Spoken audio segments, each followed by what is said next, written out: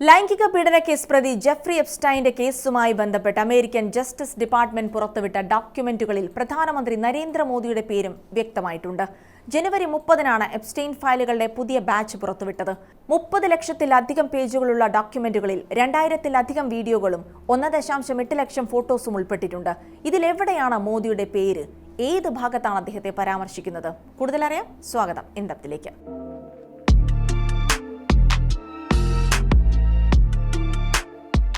എപ്സ്റ്റൈന്റെ വസതിയിൽ നിന്ന് കണ്ടെടുത്ത രേഖകളിൽ ഇന്ത്യൻ പ്രധാനമന്ത്രി നരേന്ദ്രമോദിയുടെയും അനിൽ അംബാനിയുടെയും പെട്രോളിയം മന്ത്രി ഹർദീപ് പുരിയുടെയും പേരുകൾ ഉൾപ്പെട്ടതായി നേരത്തെ തന്നെ വാർത്തകൾ പുറത്തു വന്നിരുന്നു. ഇത് വലിയ വിവാദവുമായിരുന്നു. ഇന്ത്യയും യുഎസുമായും ഇസ്രായേലുമായുള്ള സുപ്രധാന തീരുമാനങ്ങളിൽ എപ്സ്റ്റൈൻ ഇടപെട്ടിരുന്നുവെന്ന ആക്ഷേപമായിരുന്നു ആദ്യം ഉയർന്നിരുന്നത്. നിലവിൽ പുറത്തു വന്നിരിക്കുന്ന ഡോക്യുമെന്റുകൾ ഇത് ശരിവെക്കുന്നതാണ്. പ്രധാനമായും ഒരു ഇമെയിൽ സന്ദേശത്തിലാണ് മോദിയുടെ പേര് പരാമർശിക്കപ്പെട്ടിരിക്കുന്നത്. 2017 ജൂലൈയിൽ എപ്സ്റ്റൈൻ അയച്ച ഒരു ഇമെയിലിൽ the Indian prime minister Modi took advice and danced and sang in Israel for the benefit of the US president.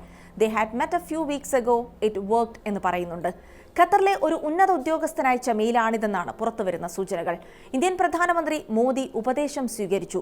American പ്രസിഡന്റിന്റെ ഗുണത്തിനായി ഇസ്രായേലിൽ നൃത്തം ചെയ്തു, പാട്ടും പാടി. അവർ കുറച്ചാഴ്ചകൾക്ക് മുൻപ് കണ്ടിരുന്നു, അത് വർക്കായി എന്നാണ് എപ്സ്റ്റൈന്റെ സന്ദേശം.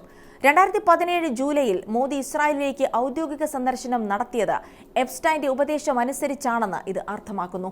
ഇസ്രായേലിലേക്കുള്ള യാത്ര ട്രംപിന്റെ പ്രയോജനത്തിന് വേണ്ടിയായിരുന്നു. മോദി ട്രംപിനെ കണ്ടതിന് ശേഷമാണ് ഇത് നടന്നതെന്നും എപ്സ്റ്റൈൻ അവകാശപ്പെടുന്നുണ്ട്. ഇന്ത്യ ഇസ്രായേൽ ബന്ധം ശക്തിപ്പെടുന്നതിനും യുഎസുമായുള്ള ബന്ധം മെച്ചപ്പെടുത്തുന്നതിനും വേണ്ടിയായിരുന്നു എന്നാണ് റിപ്പോർട്ടുകൾ.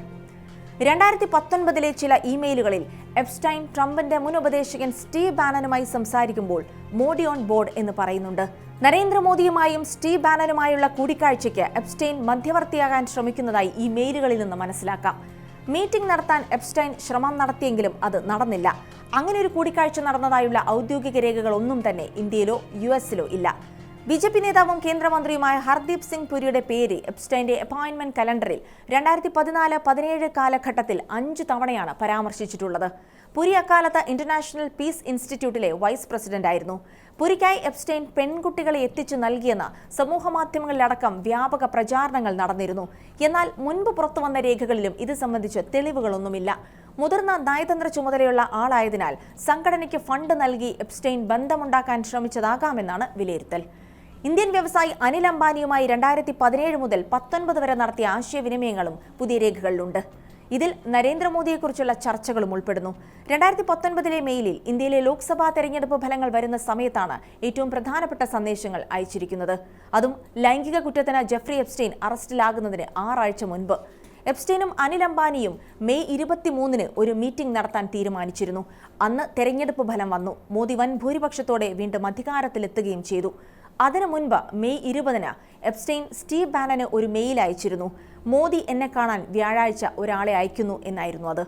മെയ് 23-ന് വൈകുന്നേരം 4:30 അനിൽ അംബാനി എപ്സ്റ്റൈന്റെ ന്യൂയോർക്കിലെ വീട്ടിലെത്തിയതായി ഇമെയിൽ സ്ഥിരീകരിക്കുന്നു. ഇന്ന് നല്ല അനുഭവമായിരുന്നു, നിങ്ങളെ കണ്ടതിൽ സന്തോഷം എന്ന് അന്ന് രാത്രി 9:05-ന് എപ്സ്റ്റൈൻ അനിൽ അംബാനിക്ക് മെയിൽ അയച്ചു. അതിന് തൊട്ടു മുൻപ് ബാനനും എപ്സ്റ്റൈന്റെ ഒരു സന്ദേശം കൈമാറുന്നുണ്ട്. മോദിയുടെ മീറ്റിംഗ് ശരിക്കും രസകരമായിരുന്നു. ഈ വ്യക്തി മോദിയുടെ പ്രതിനിധിയാണെന്നും നിങ്ങളുടെ വിഷൻ ഇവർ പൂർണ്ണമായും അംഗീകരിക്കുന്നുണ്ടെന്നും അതിൽ പറയുന്നു. എപ്സ്റ്റൈൻ ഫയലിൽ മോദിയുടെ പേര് പരാമർശിക്കുന്ന റിപ്പോർട്ടുകൾ പുറത്തു വന്നതിന് പിന്നാലെ ഇന്ത്യൻ വിദേശകാര്യ മന്ത്രാലയം ശക്തമായി നിഷേധിച്ചുകൊണ്ട് രംഗത്തെത്തി. മോദിയെയും അദ്ദേഹത്തിന്റെ ഇസ്രായേൽ സന്ദർശനത്തെയും പരാമർശിക്കുന്ന ഭാഗങ്ങൾ വെറും കെട്ടുകഥകൾ മാത്രമെന്നായിരുന്നു വിശദീകരണം. പ്രധാനമന്ത്രിയുടെ 2017 ജൂലൈയിലെ ഇസ്രായേൽ സന്ദർശനം ഔദ്യോഗികമായിരുന്നു. അതല്ലാത്ത മറ്റെല്ലാ പരാമർശങ്ങളും ഒരു ക്രിമിനലിന്റെ അസഭ്യമായ ഭാവനകൾ മാത്രമാണെന്നും അങ്ങേയറ്റം അവജ്ഞയോടെ തള്ളിക്കളയേണ്ടതാണെന്നും വിദേശകാര്യ മന്ത്രാലയ വക്താവ് രൺധീർ ജയ്സ്വാൾ പ്രസ്താവനയിൽ പറഞ്ഞു. ഇസ്രായേൽ സന്ദർശനം ഇന്ത്യ ഇസ്രായേൽ ഡിപ്ലോമാറ്റിക് ബന്ധത്തിന്റെ 25-ാം വാർഷികത്തോടനുബന്ധിച്ചായിരുന്നു. 92-ൽ ബന്ധം സ്ഥാപിച്ചതിന് ശേഷം ഒരു ഇന്ത്യൻ പ്രധാനമന്ത്രിയുടെ ആദ്യ സന്ദർശനമായിരുന്നു അത്. എപ്സ്റ്റൈനെ പോലെ ഒരാൾ പ്രധാനമന്ത്രിയെക്കുറിച്ച് എഴുതിയത് രാഷ്ട്രത്തിന് തന്നെ നാണക്കേടാണെന്നും വിശദീകരണം വേണമെന്നും കോൺഗ്രസ് നേതാവ് പവൻ ഖേര ആവശ്യപ്പെട്ടു. പ്രതിപക്ഷ പ്രതിഷേധം വളരെ ശക്തമാണ്. എന്നാൽ ഇതൊരു രാഷ്ട്രീയ ആരോപണം മാത്രമായി കണക്കാക്കി തള്ളിക്കളയുകയാണ് സർക്കാർ. ഫയലുകളിൽ മോദിയുടെ പേരുണ്ടെങ്കിലും അത് ഏതെങ്കിലും ക്രിമിനൽ പ്രവർത്തനവുമായോ ലൈംഗിക അധിക്ഷേപവുമായോ ബന്ധപ്പെട്ടതല്ല.